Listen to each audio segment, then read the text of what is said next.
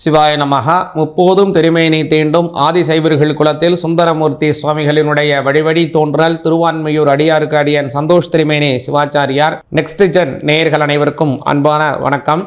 வரக்கூடிய செப்டம்பர் மாதம் 2025 பார்த்தீங்க அப்படின்னா அற்புதமான பல நல்ல பலன்களை தரக்கூடிய நல்ல மாதமாக வருதுங்க. குறிப்பாக புரட்டாசி மாதம் அப்படிங்கிறதும் ஆரம்பிக்கிறது இந்த மாதத்தில்.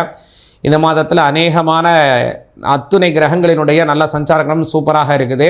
குறிப்பாக இந்த மாதத்தில் பார்த்தீங்க அப்படின்னா சூரிய கிரகணம் வருது. அதாவது குறிப்பாக சொல்லணும்னா 7ஆம் தேதி செப்டம்பர் மாதம் 7ஆம் தேதி ஞாயிற்றுக்கிழமை இரவு 9:57 ஆரம்பித்து மறுநாள் செப்டம்பர் மாதம் 8ஆம் தேதி காலை, அதாவது விடிய காலை 1:40 வரைக்குமே இந்த சந்திர கிரகணம் அப்படிங்கிறது நடந்து கொண்டிருக்கிறது. அதாவது சதய நட்சத்திரம் நடக்கும்போது இந்த கிரகணம் ஆரம்பிக்குது. முடியும் போது பார்த்திங்கன்னா பூரட்டாதி நட்சத்திரம் வந்துடுது. அதில் இந்த சதயம் பூரட்டாதி ஜென்மான ஜென்ம நட்சத்திரங்களும் அதற்குண்டான சவிய நட்சத்திரங்களும் சாந்தி செய்து கொள்வது அவசியமாகுதுங்க. மொத்தமாக பார்த்திங்கன்னா 8 நட்சத்திரத்திற்கு இதன் மூலமாக சாந்தி செய்ய வேண்டும்.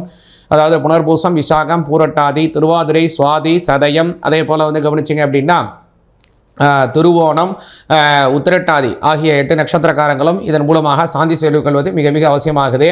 அதேமாதிரி இந்த மாதம் பார்த்திங்கன்னா அற்புதமான நல்ல பலன்கள் தரக்கூடிய மாதமாக இருக்கிறது. அதேமாதிரி இந்த மாதம் முழுவதுமே சனி பகவான் வக்ரகதியிலே போகிறார். ராகுவுடன் சேர்ந்து அவர் கும்பராசியில் இருக்கார். குரு பகவானை பார்த்திங்கன்னா மிதுன ராசியிலே தான் முழுவதுமே அவர் இந்த மாதம் முழுவதுமே சஞ்சாரத்தை செய்து கொண்டிருக்கிறார். சூரிய பகவான் முதல்ல கவனிச்சிங்கன்னா அவர் சிம்மராசியில் ஆட்சி பலம் பெற்றிருக்கிறாரு. இந்த மாதம் 17ஆம் தேதிக்கு அவரும் அவருடைய ஸ்தானத்திலிருந்து அடுத்த ஸ்தானமாக இருக்கக்கூடிய கன்னிராசிக்கு பயிற்சி ஆகிறார். அதே மாதிரி புத பகவானை கவனிச்சிங்கன்னா இந்த மாதம் 11ஆம் தேதி அவர் முதல்ல கன்னிராசிக்கு வரார் சிம்மராசிலேருந்து. அடுத்து இந்த மாதம் 29ஆம் தேதி கன்னிராசியிலிருந்து மறுபடியும் துளாராசிக்கு பயிற்சி ஆகிறார். இப்படி புத பகவானுடைய சஞ்சாரம் அமையுது. அதே மாதிரி சுக்கிர பகவானை கவனித்தோம் அப்படின்னா இம்மாதம் 16ஆம் தேதி வரைக்கும் அவர் இருக்கக்கூடிய ராசி அப்படிங்கிறது சிம்ம ராசியில் இருந்து அடுத்தது கன்னி ராசிக்கு பயிற்சி ஆகிறார். செவ்வாய் பகவான் கன்னி ராசியிலிருந்து 15ஆம் தேதி செப்டம்பர் மாதம் 15ஆம் தேதி துலா ராசிக்கு மாறுறார். இப்படியாக இந்த சஞ்சார அமைப்புகள் இந்த நவகிரகங்களும் இருக்கிறது. இதில் முக்கியமாக பார்த்திங்கன்னா கேது பகவான் இந்த மாதம் முழுவதுமே அவர் சிம்மராசியில் தான் போயிட்டுருக்காரு. இந்த கேது ராகு இவங்களுடைய எந்த இடத்துல இருக்காங்களோ அந்த வீட்டில் சூரிய பகவானினுடைய சேர்க்கை வரும்போது அந்த சமயத்தில் கிரகணம் வருவது வாய்ப்பு அதிகமாக உள்ளது. அந்த சமயத்தில் தான் இந்த முறை வரக்கூடியது சூரிய கிரகணம், சந்திர கிரகணம் வருது. அந்த சந்திர கிரகணம் நம்ம பூமி அதாவது இந்தியாவில் தெரியறதுக்கான வாய்ப்பு அதிகமாக இருக்குது. அதனால் நம்மளுடைய சந்திர கிரகணம் நமக்கு அனுஷ்டானத்தில் உள்ளது. அந்த முன்னாடி சொன்ன மாதிரி தான் இந்த 8 நட்சத்திரக்காரங்க அன்றைய தினம் சாந்தி செய்து கொள்வது மிக மிக அவசியமாக இருக்குது. அதே மாதிரி இந்த மாதத்தில் ஒரு சிறப்பு என்னென்னா புரட்டாசி மாதம் வருது. இந்த மாதத்துலேருந்து புரட்டாசி மாதம் ஆரம்பிக்கிறது. கூடுதலாக முன்னாடி 7ஆம் தேதி செப்டம்பர் 7ஆம் தேதியிலேருந்தே பார்த்திங்கன்னா முன்னோர்களுக்கு ஒரு தர்ப்பணம் செய்வதற்கு ரொம்ப சாதகமான ஒரு 15 நாட்கள் வரும். அதுக்கு பேர் பிதுர் பட்சம்னு சொல்லுவாங்க. சில பேர் மகாலய பட்சம் அப்படின்னு சொல்லுவாங்க. இதனுடைய அங்கமாக கடைசியில் வரக்கூடியது மகாலய அமாவாசை வருங்க. 21ஆம் தேதி மாதம் 21ஆம் தேதி மகாலய அமாவாசை வருது. அதனால் இந்த 7ஆம் தேதியிலேருந்து 21ஆம் தேதி வரைக்கும் வரக்கூடிய 15 தினங்கள் அப்படிங்கிறது பிதுர் பட்சம், அதாவது மகாலய பட்சம். இந்த 16 தினங்களும் நாம் என்ன செய்யலாம் அப்படின்னா முன்னோர்களுக்காக தர்ப்பணங்களை செய்வது மிக மிக நல்ல பலனை தரக்கூடியது. அதனால் இதுலேயே நீங்கள் முன்னோர்களுக்கான திதி கொடுப்பதை, முன்னோர்களுக்கு தர்ப்பணம் செய்வதெல்லாம் செய்வது மிக மிக நல்ல பலனை தருங்க.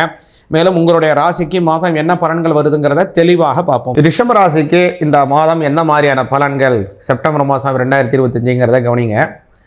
ரிஷப ராசிக்கு இந்த மாதத்தில் 2ஆம் இடத்துல இந்த மாதம் முழுவதுமே குரு பகவான் இருக்கார்.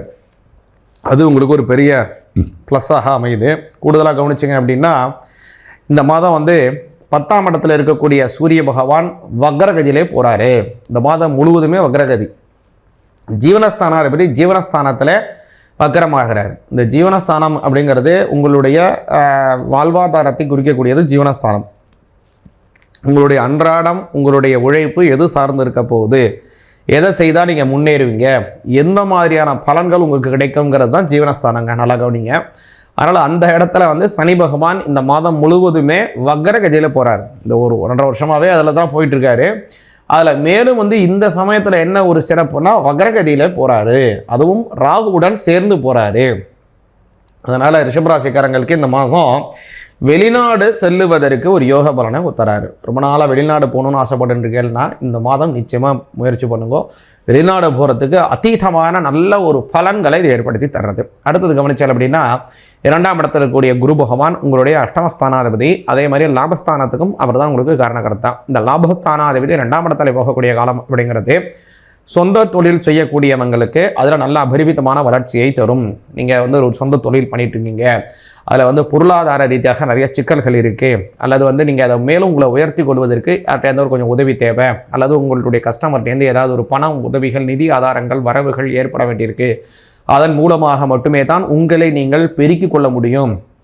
அதற்கு என்ன செய்யணும், அல்லது என்ன பண்ணலாம், எப்படி செய்யலாம் அப்படிங்கிற அதற்கு உண்டான ஒரு வரையறை திட்டம் அப்படிங்கிறது இதுவரை உங்களுக்கு இல்லாமலே ஏதோ ஒரு விஷயத்தில் அப்படியே நகர்ந்து கொண்டே போயிட்டுருக்கு இல்லையா? இந்த விஷயம் மாறப்போகுது. இந்த செப்டம்பர் மாதம் 2025 அப்படிங்கிறது ரிஷபராசிக்காரங்களுக்கு ஒரு மிக மிக மிக முக்கியமான மாதமாக அமையுதுங்க. இந்த மாதம் அப்படிங்கிறது உங்களுக்கு எதிர்காலத்தில் நீங்கள் செய்யக்கூடிய பல முக்கிய விஷயங்களுக்கு அடிப்படையாக ஒரு ஃபார்மேட், அதற்கு உண்டான ஒரு முக்கிய ஒரு டேபிள், அதற்கு உண்டான ஒரு அடித்தளம், அதற்கு உண்டான அடிமட்ட கட்டமைப்பு என்ன செய்யணுங்கிற ஒரு வரையறை, ஒரு விஷயத்தை நீங்கள் காலம் அப்படிங்கிறத உருவாக்க போகிறீங்க. அதற்கு உண்டான ஃபவுண்டேஷன் சொல்லலாம், அல்லது அதுக்கு உண்டான அடித்தளம், அஸ்திவாரம்ங்கிறத நீங்கள் போட போகிறீர்கள். இதை வச்சு தான் நீங்கள் என்ன பண்ண போகிறீங்க, உங்களுடைய வாழ்க்கையில் முக்கியமான பல விஷயங்களை மாற்றத்தை ஏற்படுத்த போகிறீங்க, நீங்கள் சொந்த தொழில் செய்யக்கூடிய நபராக இருந்தீங்கன்னா. அதனால் மிக மிக முக்கியமானது இந்த செப்டம்பர் மாதம் 2015 ரிஷபராசிக்காரங்களுக்கு. எதனால் இவ்வளோ சொல்கிறேன் அப்படின்னா, ஜீவனஸ்தானத்திற்குரிய சனி பகவான் ரொம்ப நல்லது. ஏன்னா அந்த ஜீவனஸ்தானத்தை குரு பார்க்குறாரு, 2ஆம் இடத்துல இருந்துட்டு உங்களுடைய அஷ்டமஸ்தானத்தையும் குரு பார்க்குறார். அதே மாதிரி பார்த்தீங்கன்னா 11ஆம் அதிபதியும் குரு பகவான் 2ஆம் பாவத்தில் இருக்கார். இதெல்லாம் நல்ல ஒரு சேர்க்கை ஏற்படுறது. இதில் முக்கியமாக ரிஷபராசிக்காரங்களுக்கு அஷ்டமாதிபதி 2ஆம் இடத்துல போகிறதுனால என்ன ஒரு நன்மை, அந்த இடத்த குரு பார்க்கறதுனால என்ன நன்மை அப்படின்னு கேட்டிங்கன்னா, உங்களுக்கு பொருளாதார ரீதியாக இருந்த தடைகள் விலகும். ரொம்ப நாளாக உங்களுக்கு வந்து சேர வேண்டிய பொருளாதார வரவுகள் ஏற்படும். அதன் மூலமாக உங்களை நீங்கள் உயர்த்தி கொள்ளப் போகிறீர்கள். அதனால் இது ஒரு பெரிய ஒரு முக்கியமான மாதமாக இந்த செப்டம்பர் 2025 ரிஷபராசிக்காரங்களுக்கு அமையுது. சரி, இது ஒரு பக்கம். இப்போ நீங்கள் நினைக்கலாம், நான் ஒரு சொந்த தொழிலெலாம் செய்கிறதுக்கு ஒரு இது இல்லை, எனக்கு அவ்வளோ தூரம் இன்ட்ரெஸ்ட் இல்லை, நான் ஒரு மாத சம்பளத்தில் நான் வேலை பார்த்துட்டு இருக்கேன், இந்த மாதம் எனக்கு எப்படி இருக்கும் நீங்கள் நினச்சால் அப்படின்னா, நிச்சயமாக இந்த மாதம் ஒரு சம்பள உயர்வை தரக்கூடிய மாதமாக உங்களுக்கு அமையுதுங்க. அதில் எந்த விதமான சந்தேகமும் இல்லை. ஏன்னா இந்த 2ஆம் இடம் வலிமையாகுது. 2ஆம் இடங்கிறது தனஸ்தானம் அப்படின்னு பேர். தனஸ்தானத்தில் எப்போல்லாம் நன்மை கிடைக்குதோ அப்போல்லாம் உங்களுடைய பொருளாதார வளர்ச்சிகளுக்கு குறைவில்லாமல் இருக்கும். கையில் பணங்காசுகள் வரவுகளும் செழுமையாக இருக்கும். இது ஒரு பெரிய நல்ல பலனாக ரிஷபராசிக்காரங்களுக்கு அமையுது. அடுத்ததாக கவனிச்சிங்கன்னா, சிம்ம ராசியில் இருக்கக்கூடிய சூரிய பகவான், ரிஷபராசி கவனிச்சிங்கன்னா இந்த சூரிய பகவான் சிம்மத்தில் இருக்கக்கூடிய காலம், அதாவது 4ஆம் அதிபதி 4ஆம் இடத்துல ஆட்சி பண்ணுறாரு. இந்த காலத்தில் கேதுவுடைய சேர்க்கை இருக்கிறதுனால குடும்பத்தில் முக்கியமாக செலவுகள் ஏற்படும். முக்கியமாக பார்த்திங்கன்னா ஒரு எலக்ட்ரிக்கல் எக்யூப்மெண்ட்ஸு அல்லது வேறு ஏதோ வீட்டு உபகரண பொருட்கள் பழுதாகிறது, அதற்கு தேவையற்ற செலவுகள் ஏற்படுறது, அல்லது புதுசாக ஒரு விஷயத்தை வாங்குறது, இந்த மாதிரியான சில ஒரு நல்ல விஷயங்களும் சொல்லலாம், ஒரு சில விஷயத்தில் தேவையற்ற விரயங்கள்னு சொல்லலாம். புதிய நல்ல விஷயங்களை புதுசாக வாங்குறது ஒரு நல்லது. ஆனால் இப்போ நடந்து செயல்பட்டு கொண்டு இருக்கக்கூடிய ஒரு எந்திரமோ ஏதோ ஒன்று வீணாக போகிறது, பழுதாக போகிறது அப்படின்னு பார்த்தீங்கன்னா அது சில கெடுபலனையும் உங்களுக்கு தரலாம் இல்லையா, விரைய செலவுகளை ஏற்படுத்தலாம். அதனால் இதில் நீங்கள் கலந்தாப்பில் இருக்குது. அதனால் நீங்கள் என்ன செய்யணும்னு கேட்டீங்க அப்படின்னா, சிவபெருமான வழிபாடு செய்யுங்கோ. இந்த மாதத்தில் வரக்கூடிய பிரதோஷ தினம் உங்களுக்கு ரொம்ப ரொம்ப முக்கியமான நானாக வர்றது. செப்டம்பர் மாதம் 5ஆம் தேதி வெள்ளிக்கிழமை ஒரு பிரதோஷம் வர்றது. செப்டம்பர் மாதம் 19ஆம் தேதி வெள்ளிக்கிழமை, அதுவும் 2மே வெள்ளிக்கிழமை தான், 2 நாளும் பிரதோஷம் வர்றது.